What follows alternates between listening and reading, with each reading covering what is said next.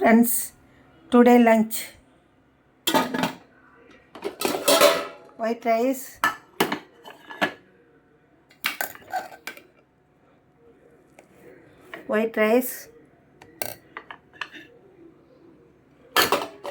தக்காளி மிளகு ரசம்,